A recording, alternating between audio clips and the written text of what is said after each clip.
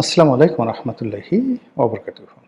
সম্মানিত দর্শক, আমেরিকা এবং ইরানের যুদ্ধ এখন চরমে। যারা সামরিক বিশেষজ্ঞ তারা সবাই ধরে নিয়েছিলেন যে এই যুদ্ধ হবে একপক্ষীয় যুদ্ধ।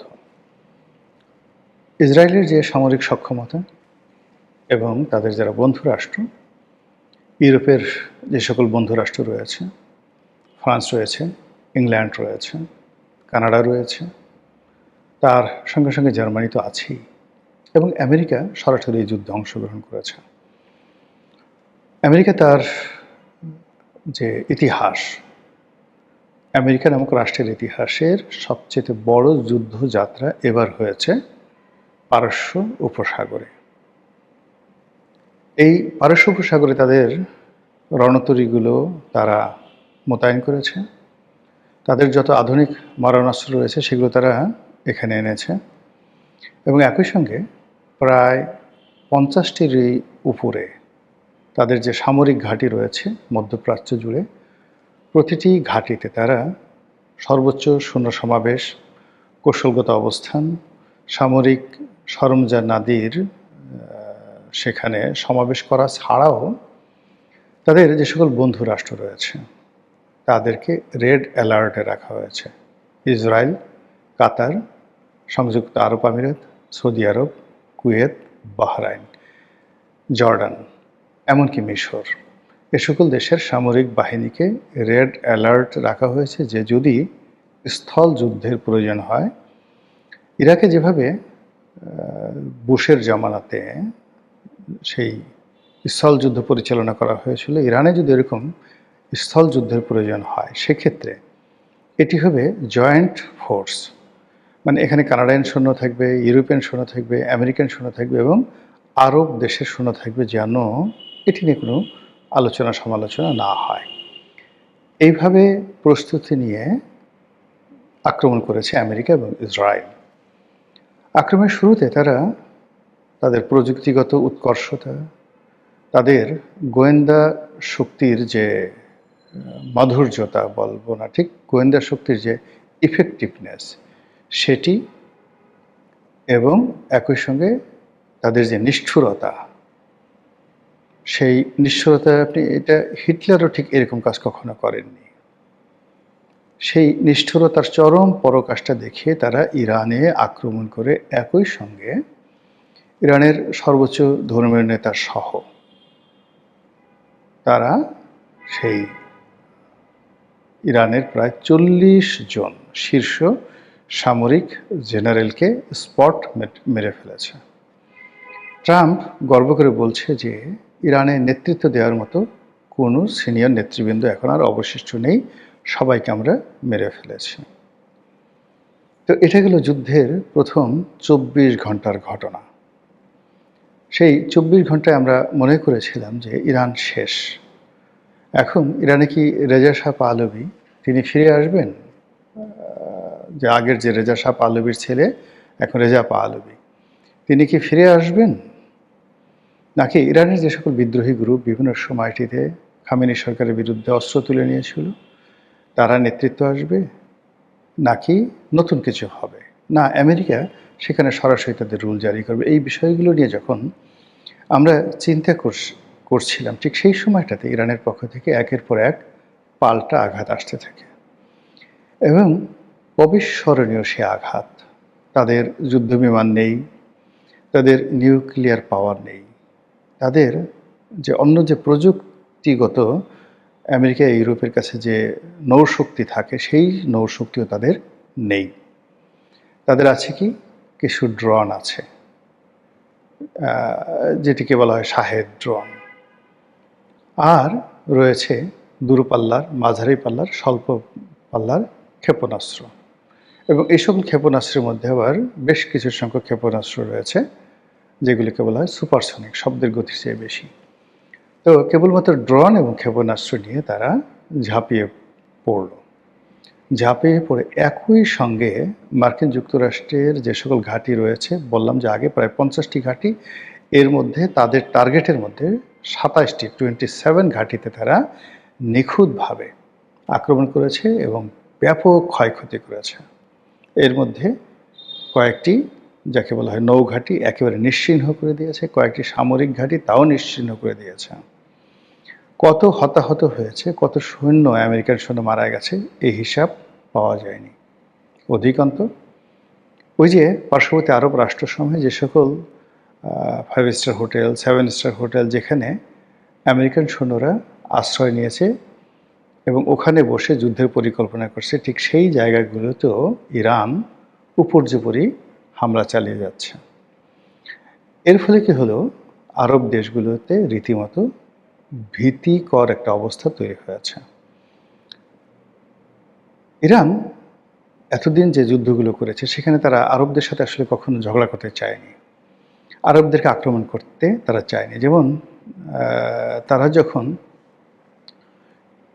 সিরিয়াতে বাশার আল আসাদের সরকারের সময়টাতে প্রচণ্ড রকম শক্তিশালী হয়ে পড়েছিল, তাদের হিজবুল্লাহ এবং হুতিদের যন্ত্রণায় যেখানে ইসরায়েল পাগল হয়ে গিয়েছিল, এবং হিজবুল্লাহর ভয়ে যখন আমেরিকা থরথর করে কাঁপত, তার সঙ্গে সঙ্গে আবার হামাস যখন ইসমাইল হানিয়া জীবিত ছিলেন ওই সময়টাতে ইরানের যে প্রক্সি ক্ষমতা হায়েস্ট পর্যায়ে ছিল, তখন কিন্তু ইরান ইচ্ছা করলে তখন তাদের যে সাইকোলজিক্যাল অবস্থা ছিল সেই সাইকোলজিক্যাল অবস্থায় তারা যদি চেষ্টা করত একই সঙ্গে কুয়েত, কাতার, বাহরাইন, ইরাক এবং সৌদি আরবে তারা দখল করে নিতে পারত। এই ক্ষমতা তাদের ছিল, কিন্তু তারা সেই কাজটি তারা করেনি। যখন কাসেম সুলাইমানিকে মেরে ফেলা হলো, ইরানের যে বিপ্লবী গার্ড, সেই গার্ডের যে প্রধান, বিশেষ করে যারা বিদেশে অপারেশন পরিচালনা করে সেই অপারেশনের যিনি প্রধান, কাসেম সুলাইমানিকে হত্যা করা হলো। এরপর আরও কয়েকজন খুব নামকরা জেনারেলকে হত্যা করা হলো এবং ইরানের প্রেসিডেন্ট রাইসিকে তারা হত্যা করে ফেলল। এই হত্যা করার ফলে কি হলো, যারা হত্যাকারী ইসরায়েল এবং আমেরিকা তাদের সাহস বাড়তে থাকলো, আর ইরানের মধ্যে যারা বিদ্রোহ করার চেষ্টা করছিল, সরকারের বিরোধিতা করার চেষ্টা করছিল, তাদের সাহস বাড়তে শুরু করলো এবং আমেরিকা চাইলো যে কোনোভাবে ইরানের মধ্যে একটা বিপ্লব ঘটিয়ে খামেনিকে অধিচ্যুত করা।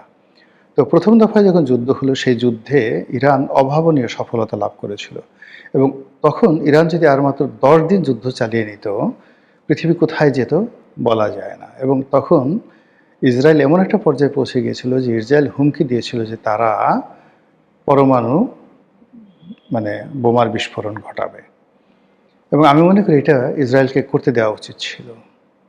কিন্তু এখন কি হলো, ওই সময়টিতে তারা যখন যুদ্ধবিরতি মেনে নিল ইরান, সেই যুদ্ধবিরতির এই সময়টিতে ইসরায়েল যে প্রস্তুতি নিল, আমেরিকা যে প্রস্তুতি নিল, ঠিক সেইভাবে ইরান প্রস্তুতি নিতে পারেনি।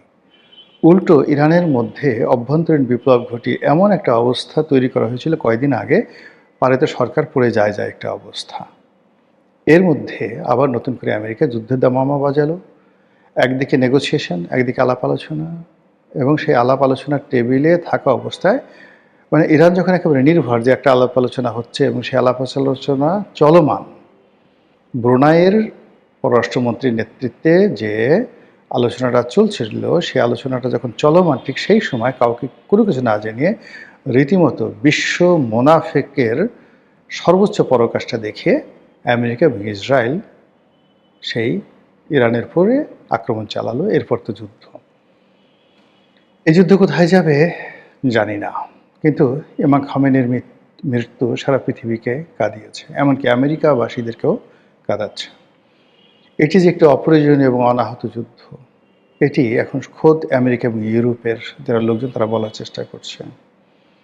এবং এই যুদ্ধে মধ্যপ্রাচ্যের অনেক দেশ যারা ডোনাল্ড ট্রাম্পকে উদ্বুদ্ধ করেছে, ফাইন্যান্স করেছে, টাকা দিয়েছে এই যুদ্ধ জড়িয়ে, এই যুদ্ধে ইরানকে ধ্বংস করার জন্য।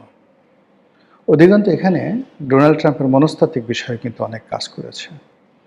সেটা হলো যে তিনি বেশ কয়েকটি যুদ্ধ বন্ধ করে দিয়েছেন। তার ইচ্ছা ছিল যে নোবেল কমিটি তাকে একটা নোবেল পুরস্কার দিবেন, তো তাকে সেই পুরস্কার না দেওয়ার ফলে তিনি বলছেন যে আমি আর এখন শান্তির জন্য কাজ করব না।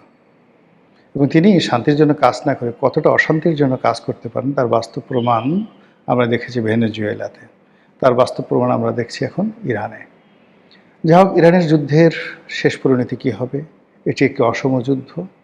সারা পৃথিবীর সমস্ত সুপার পাওয়ারগুলো একদিকে, সমস্ত সুপার ন্যানো টেকনোলজিগুলো একদিকে, অন্যদিকে মান্দাত্তা আমলের মনোবল এবং স্থল যুদ্ধে হাতাহাতি যুদ্ধ করার যে তালেবানি শক্তি, সেই তালেবানি শক্তির মহড়া দেওয়া ছাড়া এখন ইরানের অন্য কোনো গত্যন্তর নেই এবং ইরান সেদিকে এগোচ্ছে। আমরা যেটা জানতে পারি যে ইরানের সেই ব্যালিস্টিক মিসাইল, এদের সংখ্যা মাত্র 2000, সাকল্যে 2000, এর মধ্যে হয়তো তারা 600-700 তারা খরচ করে ফেলেছে। আর অন্যদিকে আমেরিকা এবং ইসরায়েল তারা একদিনে 2000 ক্ষেপণাস্ত্র নিক্ষেপ করেছে ইরানের মাটিতে। বোঝার চেষ্টা করে যেখানে কতটা অসম যুদ্ধ হচ্ছে, এবং সেই অসম যুদ্ধের মধ্যেও ইরান যে পারঙ্গমতা দেখিয়েছে এবং যে সাহস তারা দেখাচ্ছে, এবং যেভাবে যে সকল রাষ্ট্রে আমেরিকার ঘাঁটি রয়েছে সে সকল রাষ্ট্রে সামরিক ঘাঁটি এবং বেসামরিক স্থাপনা যেখানে সন্দেহ করা হচ্ছে যে আমেরিকার সৈন্যরা আছে, সেখানে তারা যেভাবে র্যান্ডমলি আক্রমণ পরিচালনা করছে, তাতে করে গত 20 বছর ধরে যারা মনে করছে পৃথিবী তাদের জান্নাত, এই পৃথিবী নারীদেরকে, সব সুন্দরী নারীদেরকে তারা হুর বানিয়ে যারা বালাখানা গড়ে তুলেছে, কামনা, বাসনা, যৌনতা, নৃত্য, গীত, মদ্যপান ছাড়া যারা এই পৃথিবীর অন্য কোনো কিছুকে প্রয়োজনীয় মনে করে না, এই আরব শেখদের নাফরমানি, মুনাফিকি এবং ইসলামহীনতা এবং তাদের কুফরি কার্যক্রমের মূলে, বেদি মূলে এই ইরান এইবার যে আঘাত এনেছে, কোনোদিন গত 1000-2000 বছরে এইভাবে সম্মিলিতভাবে আরব পেনিনসুলারের সমস্ত দুষ্ট, বদমায়ের, জাহেল, জালেমদের বেদিমূলে আঘাত কেউ করতে পারেনি, এমনকি গাজী সালাউদ্দিন সাহেবও নয়। সেই জিনিসটি এই কয়েকদিন হয়েছে। ফলাফল কী হবে জানি না। ডোনাল্ড ট্রাম্পের মন খারাপ, মাথা খারাপ হয়ে গেছে। তিনি তার অবকাশ যাপন থেকে যখন আসছেন, সাংবাদিকদের মুখোমুখি হয়েছেন, ইরান সম্পর্কে একটা টু শব্দ তিনি করেননি। এই কয়েকদিনে এআই নির্মিত কিছু কথাবার্তা নেতানিয়াহুর মুখ থেকে শোনা যাচ্ছে, কিন্তু আসলে নেতানিয়াহু তো জীবিত আছেন কিনা এটি নিয়ে সন্দেহ দেখা দিয়েছে। সোশ্যাল মাধ্যম বলার চেষ্টা করছে যে নেতানিয়াহু কুল্লু খতম, সে আর নাই, ইন্না লিল্লাহ হয়ে গেছে। তো হরমুজ প্রণালী বন্ধ করে দেওয়া হয়েছে, তেলের দাম হু হু করে বেড়ে যাচ্ছে। $70 পার ব্যারেল যে তেল ছিল সেটি এখন $120, $130 হয়ে গেছে, এবং এই যুদ্ধ যদি আরও 2 থেকে 3 দিন চলে, এই তেলের মূল্য পার ব্যারেল $200 গিয়ে পৌঁছবে। কি হবে তখন অবস্থা? আমেরিকাতে গৃহবিবাদ শুরু হয়ে যাবে। ডোনাল্ড ট্রাম্পকে, মানে আমেরিকান জনগণ রাস্তায় নেমে এমন একটা অবস্থা করবে যে ওটা সামাল দেওয়ার মতো অবস্থা মার্কিন মেরিনদের থাকবে না, বা প্রেসিডেন্টের স্পেশাল সিকিউরিটি ফোর্সের থাকবে না। বিপ্লব হবে, বিদ্রোহ হবে, অভ্যুত্থান হবে ফ্রান্সে, অভ্যুত্থান হবে ইংল্যান্ডে এই অসম যুদ্ধে সমর্থন দেওয়ার জন্য। এমনকি সৌদি রাজপরিবার, কুয়েতের রাজপরিবার, কাতার এবং যাকে বলা হয় জর্ডান এবং সংযুক্ত আরব আমিরাত, এ সকল দেশে যে রাজতন্ত্র চলছে তার বিরুদ্ধে মানুষের ক্ষোভ তুঙ্গে। তারা সুযোগ পাচ্ছে না, কিন্তু ইরান যদি এই যুদ্ধটিকে মাত্র 1 মাস প্রলম্বিত করতে পারে, মধ্যপ্রাচ্যের রাষ্ট্র ব্যবস্থা, রাষ্ট্রের মানচিত্র সব পরিবর্তন হয়ে যাবে, এবং অনেক প্রিন্স দেখবেন মুহূর্তের মধ্যে ভিখিরি হয়ে গেছে। অনেক দণ্ড এবং মুন্ডের অধিকর্তা তারা কেউ কেউ ফাঁসির মঞ্চের আসামি হিসেবে আবির্ভূত হবেন। আল্লাহ অতি উত্তম কৌশলী, এখানে আবেগের কোনো বিষয় নেই। আমি আগেই বলেছি যে এখানে বাস্তব যদি মিলিটারি প্র্যাকটিস ধরেন, মিলিটারি পাওয়ার ধরেন, সেক্ষেত্রে ইরান এখানে কিছুই না। কিন্তু এই পৃথিবীতে যত ডিসাইসিভ ব্যাটেলগুলো হয়েছে, যুগান্তকারী, সিদ্ধান্ত পরিবর্তনকারী, কোর্স অফ অ্যাকশন পরিবর্তনকারী যে যুদ্ধগুলো হয়েছে, সবই কিন্তু এরকম অসম যুদ্ধ। অসম যুদ্ধ। কখনো 10,000 সৈন্য নিয়ে 2 লাখ সৈন্যের মোকাবেলা করা হয়েছে, কখনো পৃথিবীর সবচেয়ে শক্তিশালী আর্মি একেবারে পৃথিবীর দুর্বলতম একটি আর্মির কাছে পরাজিত হয়েছে। ইরানেরই একজন বাদশা ছিলেন, এটা বলে শেষ করছি, নাম দ্য সাইরাস দ্য গ্রেট। তখন মানে সাইরাস দ্য গ্রেটের যে রাজত্ব, এখনো পর্যন্ত এত বড় রাজত্ব কেউ তৈরি করতে পারেনি। তো সেই সাইরাস হঠাৎ করে এক মহিলা সামন্ত রাজা, সম্ভবত এখন রাশিয়ার কোনো একটি অঞ্চলের তিনি আঞ্চলিক রাজা ছিলেন। এই উরাল পর্বতমালা, তারপর ক্যাস্পিয়ান সাগর এর আশেপাশ দিয়ে তার রাজত্ব ছিল। এবং সেই রাজত্বে সেই যুদ্ধে আসার জন্য, ক্যাস্পিয়ান সাগর বললাম এই কারণে যে ওখানে সেই সাইরাসকে নৌকা তৈরি করতে হয়েছিল। এখন সাইরাস এবং সেই মহিলার যে অবস্থা যদি আপনি বিবেচনা করে নেন, এটাকে আপনি তুলনা করতে পারেন Donald Trump America versus Bhutan, এরকম ছিল। তো ওই মহিলা খুব করুণ করে একটা চিঠি লিখেছে যে আপনার সাথে আমার যুদ্ধ হয় না, সারা দুনিয়ার বাদশা আপনি, কেন আপনি আমার মতো একটা ছোট রাজ্য অধিকার করতে চাচ্ছেন আর আমাকে জোর করে বিয়ে করতে চাচ্ছেন। এখানে বিয়েটা ছিল একটা ফাঁদ, বিয়ের ফাঁদে তার রাজ্যটা অধিকার করার জন্য। কিন্তু সাইরাস থামলেন না, তিনি যুদ্ধে আসলেন, সেই যুদ্ধে পরাজিত হলেন এবং তিনি নিহত হলেন। আমার কাহিনী নয়, সেটি এই কাহিনী হিরোডোটাসের যে দ্য হিস্ট্রি বইতে এটা লিপিবদ্ধ আছে অসাধারণ চমৎকারভাবে। এরকম অসংখ্য ঘটনায় পৃথিবীতে কোর্স অফ অ্যাকশন ঘটেছে। তো এইবার এই 2026 সনে আমেরিকার ভাগ্যে কি হয় বা ইরানের ভাগ্যে কি হয়, সেটাই দেখার বিষয়। আমরা চাই পৃথিবীর জন্য যেটি কল্যাণকর, মানুষের জন্য যেটি কল্যাণকর, ইসলামের জন্য যেটি কল্যাণকর এবং যেটির মাধ্যমে মহান আল্লাহ রাব্বুল আলামিনের হুকুমতে পৃথিবীতে প্রতিষ্ঠিত হবে, সেটি যেন হয়। আসসালামু আলাইকুম ওয়া রাহমাতুল্লাহি ওয়া বারাকাতুহু।